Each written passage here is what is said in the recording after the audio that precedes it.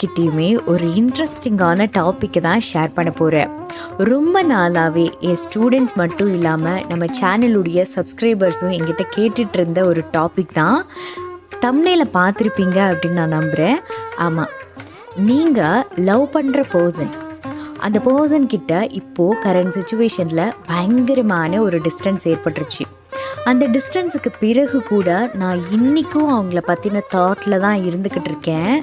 நான் எப்படி அவங்கள பற்றியே யோசிச்சுட்ருக்கேனோ அதே மாதிரி அவங்களுடைய ஞாபகத்தில் ஒரு வேளை நான் இருப்பேனா இருக்க மாட்டேனா அப்படின்னு நான் தெரிஞ்சுக்கணுன்னு ஆசைப்படுறேன் அப்படின்னு சொல்லி நிறைய பேர் எனக்கு பர்சனலாக மெசேஜ் பண்ணி கூட கேட்டிருந்தாங்க. ஸோ இந்த கேள்விக்கான பதிலை தான் பார்க்க போகிறோம். அதாவது, நீங்கள் லவ் பண்ணுற பர்சன் ரொம்ப பெரிய டிஸ்டன்ஸில் இருக்காங்க, அவங்க உங்களை காண்டாக்ட் பண்ணவே இல்லை, ஆனால் இன்றைக்கும் உங்கள் மனசில் அவங்க இருந்துக்கிட்டு தான் இருக்காங்க. அதே மாதிரி அந்த பர்சனுக்கு ஒருவேளை என்னுடைய ஞாபகம் இருக்குமா இருக்காதா? அப்படி ஒரு வேளை அவங்களோட மனசில் என்னுடைய ஞாபகம் ஒரு ட்ராப்பாச்சும் இருந்தது அப்படின்னு சொன்னால் அது எதுக்காவது யூஸ் ஆகுமா அப்படிங்கிற நிறைய கேள்விகள் கேட்குறீங்க. எஸ், கண்டிப்பாக யூஸ் ஆகும். முதல்ல நம்ம இந்த விஷயத்தை பார்த்துலாம். அதுக்கப்புறமா அந்த பர்சனுக்கு உங்கள் மேலே இன்னுமே ஒரு தாட் இருக்கா இல்லையா அப்படிங்கிறத யூனிவர்ஸ் உங்ககிட்ட எப்படியெல்லாம் கம்யூனிகேட் பண்ணுவாங்க அப்படிங்கிற விஷயத்த நம்ம நெக்ஸ்ட்டு பார்க்கலாம். பாருங்கள், நீங்கள் யாரை நினச்சிட்டு இன்னும் வெயிட் பண்ணிகிட்ருக்கீங்களோ அதே பர்சனுக்கு உங்கள் மேலே ஒரு தாட் இருந்தது அப்படின்னா அவங்கள அகெயின் உங்களால் மேனிஃபெஸ்ட் பண்ண முடியும். அதாவது அவங்கள திரும்பவும் உங்கள் வாழ்க்கையில் கொண்டு வர முடியும்.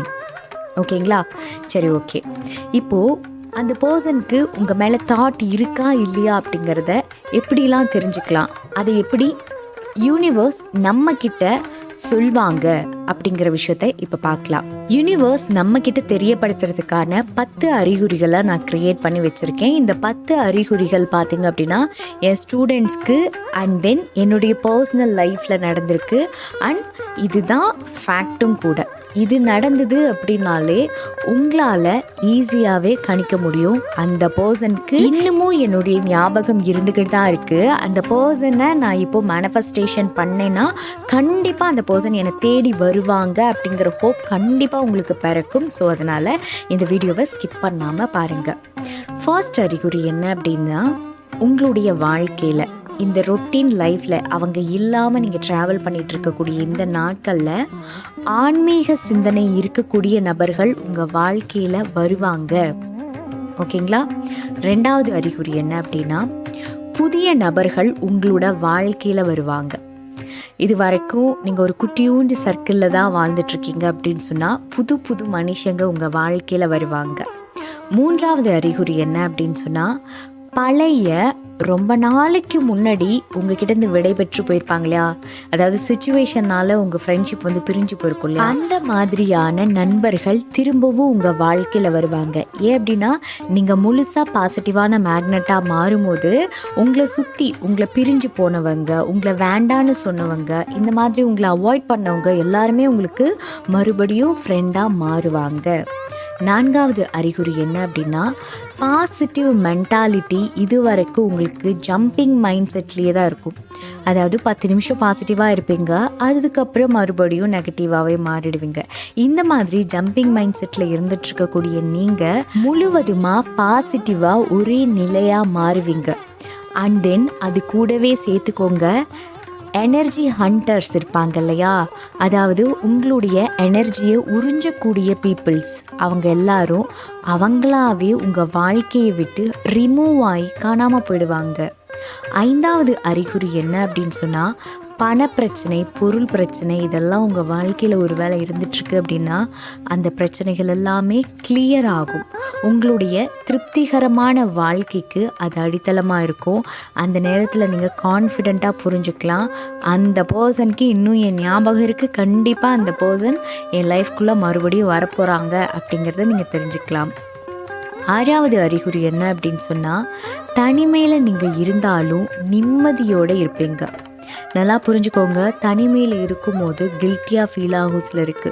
தனிமையில் இருக்கும்போது பழைய ஞாபகங்கள்லாம் ரொம்பவுமே கொல்ல ஆரம்பிச்சிரும். ஸோ அந்த மாதிரி இருந்த பீப்புள்ஸ் கிட்ட இப்போது நிம்மதியை நீங்கள் பார்ப்பீங்க. ஏழாவது அறிகுறி என்ன அப்படின்னு சொன்னால், துரோகிகள் எல்லாம் உங்களுக்கு ஞாபகம் வந்தாலும் பாருங்க, நல்லா மென்ஷன் பண்ணி சொல்கிறேன், இவன் எனக்கு துரோகம் பண்ணிட்டான் அப்படின்னு ஒரு சில நேரங்களில் அதை நினச்சி கோவப்பட்டிருப்போம் இல்லையா? ஆனால் இதற்கு பிறகு அவங்களுடைய ஞாபகம் வந்தாலும் நீங்கள் இட்ஸ் ஓகேப்பா, பாவம், அவனோட சிச்சுவேஷன் என்னவோ அப்படிங்கிற மாதிரியான மனநிலைக்கு வந்துடுவீங்க. அதாவது அவங்கள மன்னிக்கிற மனநிலைக்கு வந்துடுவீங்க. 8வது அறிகுறி என்ன அப்படின்னு சொன்னால், நீங்கள் வேலை பார்க்குற இடத்துலையோ அல்லது வீட்லேயோ உங்களுக்கு பாராட்டு கிடைக்கும்.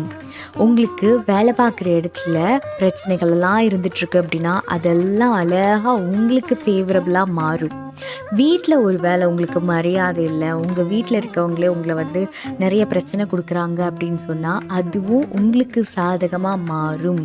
வீட்லேயும் சரி, வேலை பார்க்குற இடத்துலையும் சரி, ஒரு நிம்மதி, ஒரு பீஸ் அப்படிங்கிற விஷயம் கிடைக்கும். ஸோ இந்த வரிசையில் 9வது அறிகுறி என்ன அப்படின்னு சொன்னால், நீங்கள் மற்றவங்களுக்கு தைரியமாக இருப்பீங்க, மற்றவங்களை நீங்கள் நிம்மதிப்படுத்துவீங்க.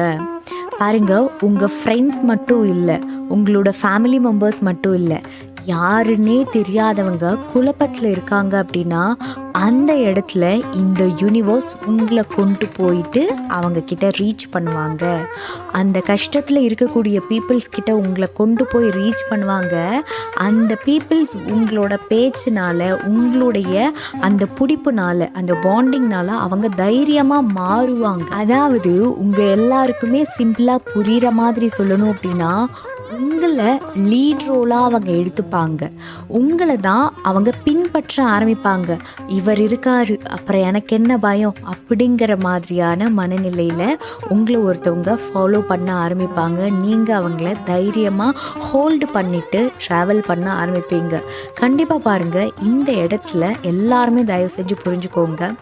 இந்த மாதிரியான ஒரு சூழலில் நீங்கள் இருக்கீங்க அப்படின்னா கண்டிப்பாக உங்களோட பாஸ்ட் லைஃப்பில் இருந்த அத்தனை விஷயங்களுமே சரியாக இருக்கும்.